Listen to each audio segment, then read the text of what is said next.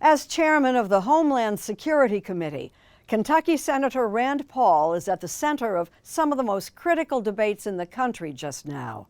He's in conversation with Robert Costa. For 47 years, Iran has been known as the bully of the Middle East, but they are not the bully any longer. President Donald Trump's decision to launch strikes against Iran has won support from most Senate Republicans. I think that they are achieving great success with what they've done so far. I think they're more unified probably for war than just about anything else. But I did two big mailings to about... But Kentucky Senator Rand Paul is the lone exception. The chairman of the Homeland Security Committee says Trump should not have acted without congressional approval. He's not allowed to start any military action unless it's authorized or an imminent attack. If it's not imminent, it's not authorized under the Constitution or the War Powers Act. For Paul, this moment is testing whether Congress, now in Republican control, will assert itself, as Founding Father James Madison intended.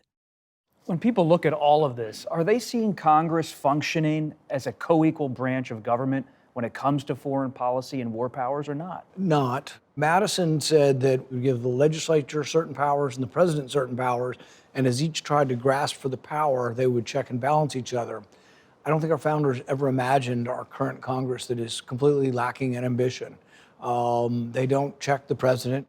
As for checking Trump, Paul started doing that more than a decade ago, when they had competing White House bids. His visceral response to attack people on their appearance, short, tall, fat, would we not all be worried to have someone like that in charge of the nuclear arsenal? Mr. Trump. I never attacked him on his look, and believe me, there's plenty of subject matter right there. That I can tell you. Since then, they've mostly patched things up.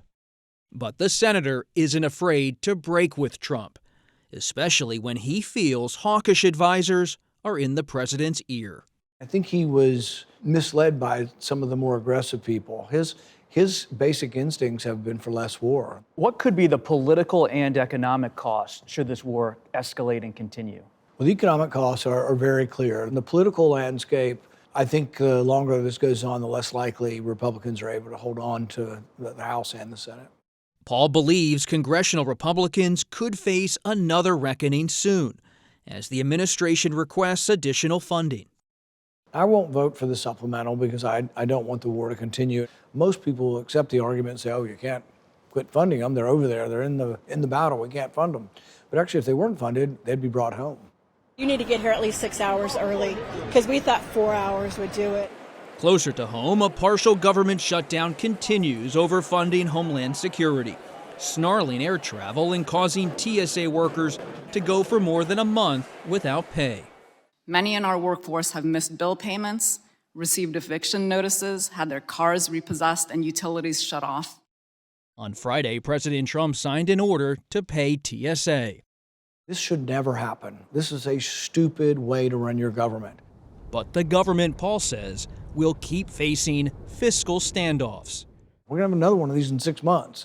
You know, the spending will expire come the end of September, so I'm not against the fight. In fact, I want to make the fight such that we're fighting over the increases and not the salaries. So help me God. So help me God. Making things even trickier on the Homeland front, Paul's testy relationship with President Trump's new pick to run DHS, Secretary Markwayne Mullin. Haven't heard I misspoke. Paul opposed his nomination over character and Mullin's response to a 2017 incident where Paul was assaulted.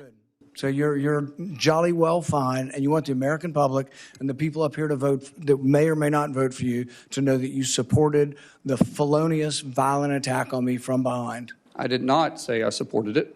I said I understood it.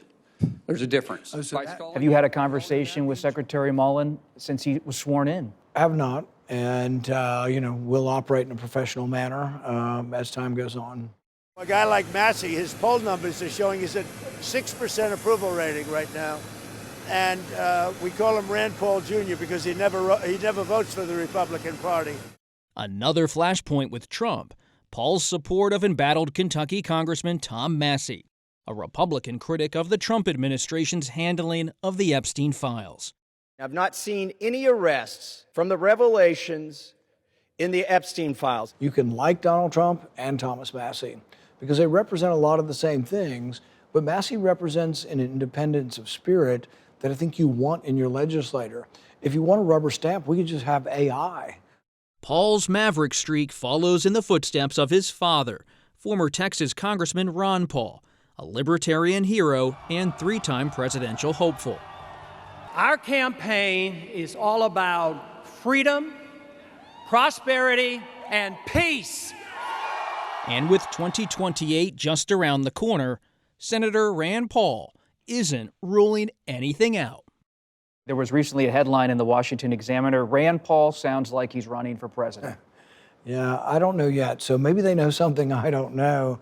We're thinking about it, and I would say 50-50. We'll make a decision after the election, but I'm not going to do it just to do it. It would be, one, because we need to have a free market wing. We need to have a free trade wing of the party who's not eager for war and tries to at least explore diplomacy as an option to war.